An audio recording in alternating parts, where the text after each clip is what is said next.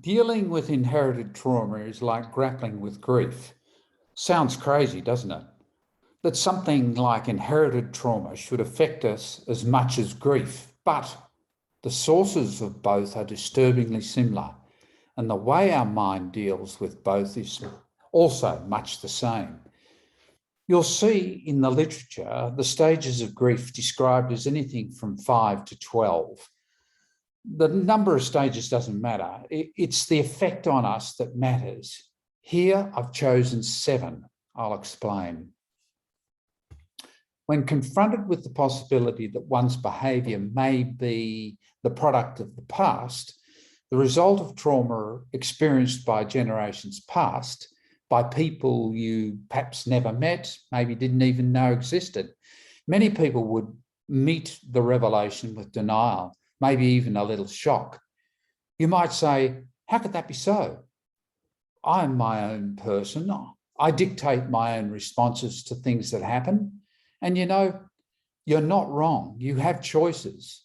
You ultimately have control over your reactions.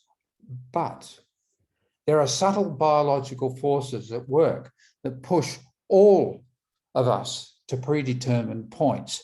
It's the force of inherited trauma, by another name epigenetics, the legacy of deeply felt emotion in our forebears that almost imperceptibly pushes us towards often dysfunctional behaviours.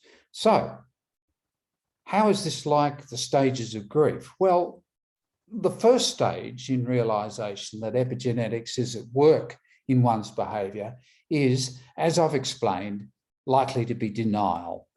The subsequent stages, when moving through to self-realisation, are pain and guilt that one's behaviours are unpreventable, anger at the negative influences of past generations, depression at its seeming irreversibility, and an eventual upturn with the recognition that there are alternatives, and then reconstructive acceptance phases that complete the journey to self-realisation.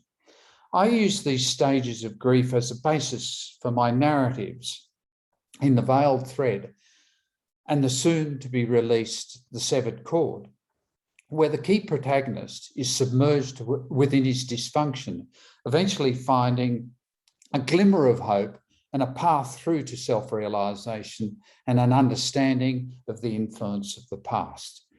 So where does this leave us? Well, it leaves us with the hope that each of us can wrest control of our destiny from the influences of the past and thus preserve choice in our lives.